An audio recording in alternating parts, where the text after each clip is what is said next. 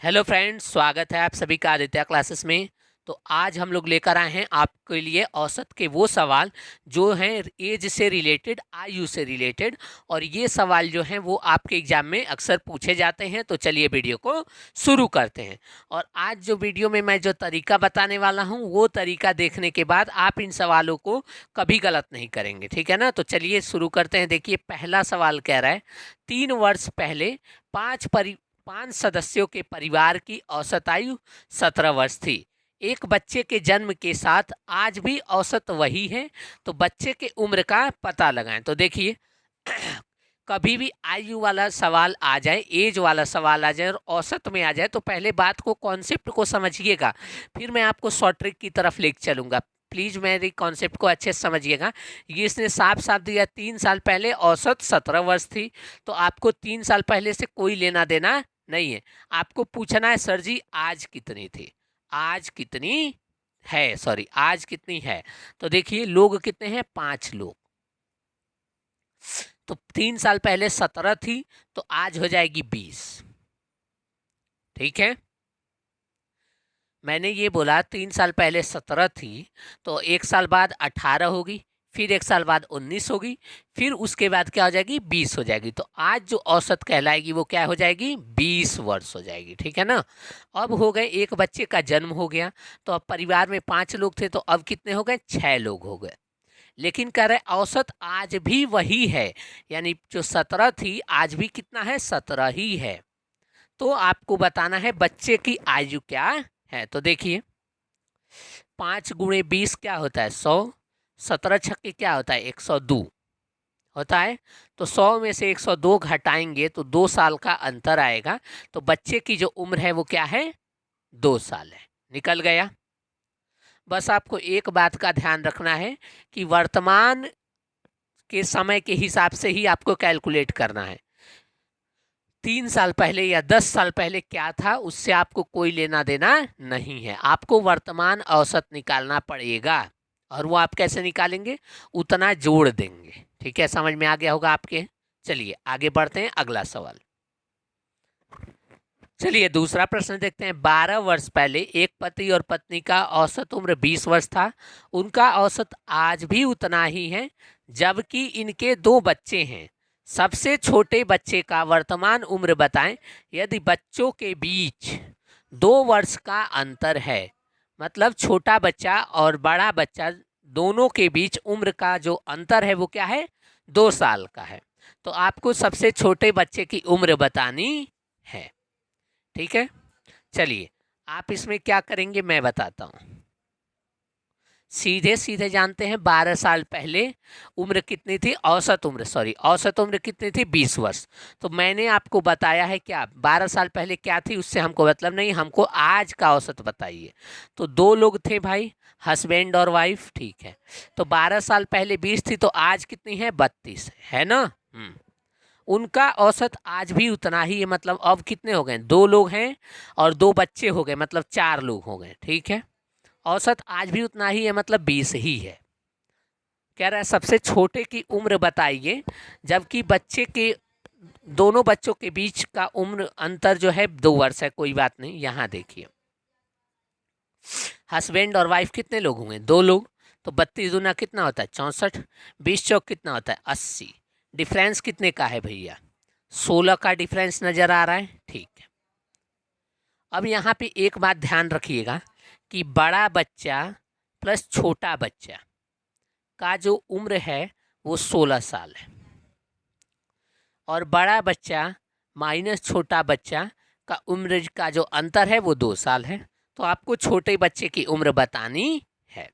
तो देखिए, इसको आप लिख के भी कर सकते हैं और बिना लिखे भी कर सकते हैं। तो मैं चाहता हूं आप इसको बिना लिखे ही समझें, और थोड़ा सा ध्यान से समझेंगे तो आप समझ जाएंगे। देखिए करना क्या है, ये है 16 साल है, 16 है और ये 2 है।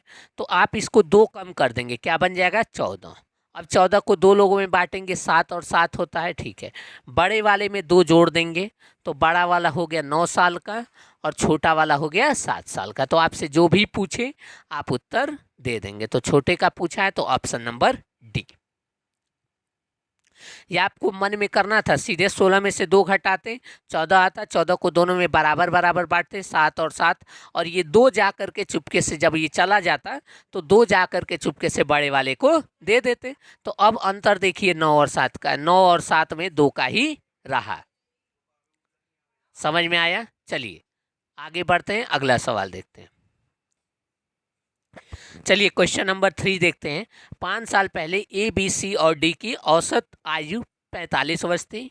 ई के साथ उन्हें जुड़ने पर सभी पांचों का औसत आयु 49 वर्ष है। ई की आयु कितनी है ये आपको बताना है। तो समझिएगा बात को, इसको आपको खुद से भी कर सकते हैं, इजी सवाल है। क्वेश्चन को 2 बार पढ़ेंगे, आपको दिमाग में समझ में आ जाएगा क्या करना है और कैसे करना है। देखिए 4 लोग हैं तो 4 लोग लिख दिया मैंने। 5 साल पहले औसत 45 थी तो आज होगी 50, ठीक है। ई जुड़ गए तो कितना हुआ? 5 लोग। 5 लोग हो गए तो औसत कितना है? 49, है ना? ठीक है। अब देखिए ये होता है 200 और ये कितना होता है? 245। तो डिफरेंस कितने का है? 45 का। तो ऑप्शन नंबर बी। समझे बात को? तो मैं आपसे यही कहूँगा कि आप सॉल्यूशन देख रहे हैं, अच्छा है, लेकिन आप जो है बिना सॉल्यूशन देखे खुद से भी प्रश्न को ट्राई करने का प्रयास करिए, खुद से भी प्रश्न को ट्राई करिए, ठीक है ना। आप 2 प्रश्न का सॉल्यूशन देखें, समझ गए, क्वेश्चन सब में अब वही तरीका लगेगा और कुछ नया नहीं लगेगा, ठीक है। चलिए आगे बढ़ते हैं, और मैं आपसे फिर कह रहा हूँ अगला सवाल का आपको जवाब स्वयं देना है, अगर नहीं आ रहा है तब सॉल्यूशन देखना है। चलिए आगे बढ़ते हैं। चलिए क्वेश्चन नंबर 4 देखते हैं। 6 सदस्य वाले परिवार की औसत आयु 22 वर्ष है।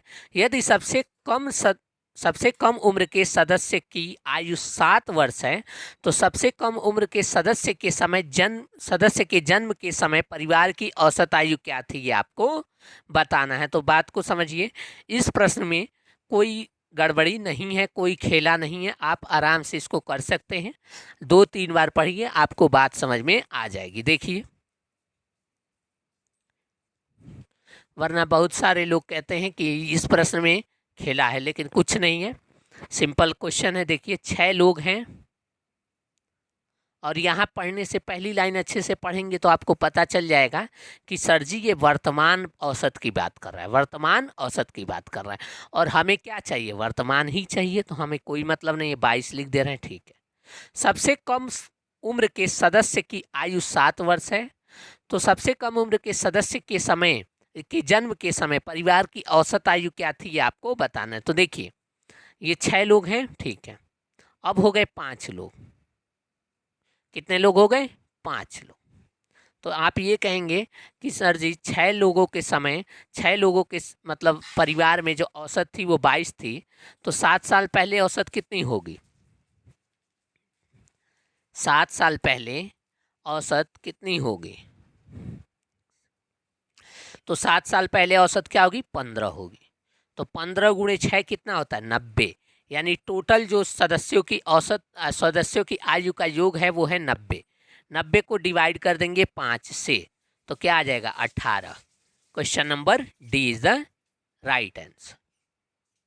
देख लीजिए, कुछ भी समय नहीं लगा, लेकिन आपको जो है समझने में समय लग सकता है, करने में इसमें ज़्यादा समय नहीं लगेगा। एवरेज के किसी भी सवाल में आपको समझने में हो सके तो आपको 2 मिनट लग सकते हैं, मतलब मैं बात कर रहा हूँ, लेकिन आपको उसको सॉल्व करने में ज़्यादा से ज़्यादा 50 सेकंड ही लगेंगे, चाहे एवरेज का कोई भी सवाल हो।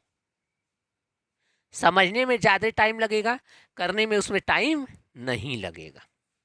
ये एवरेज के सवालों में शब्दों का जाल होता है और कुछ नहीं होता है, करना सेम ही है। औसत वाले से औसत को टोटल नंबर से मल्टीप्लाई कर देना है, तो यहाँ क्या आ जाएगा? योग आ जाएगा, उसी योग को डिवाइड कर देना है, बस। ये कोई भी सवाल उठा लीजिए, करना बस यही है। चाहे औसत का जितना भी सवाल है, टोटल जो भी टाइप है, जितने भी टाइप है, सब में करना यही है।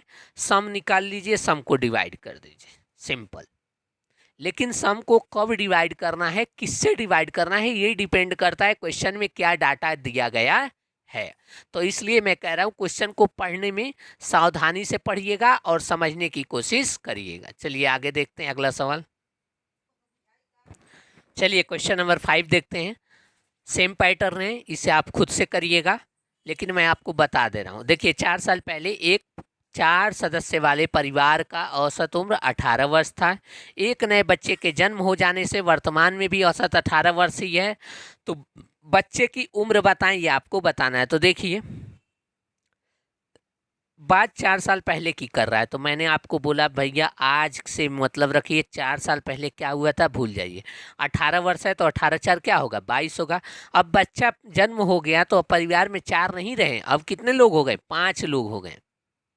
ठीक है, औसत आज भी 18 ही है। ठीक है, तो 22 चौक 88, 18 पचे 90, डिफरेंस कितना है भाई 2 साल का। बस अब चुपचाप 2 साल को चुपके से जा कर के ट्रिक कर देंगे, समझे भैया। चुपके से जाके करना है, हल्ला बिल्कुल नहीं मचाना है, चुपके से ट्रिक करना है 2 साल को, और खुशी खुशी घर आ जाना है। चलिए, थैंक यू फॉर वॉचिंग।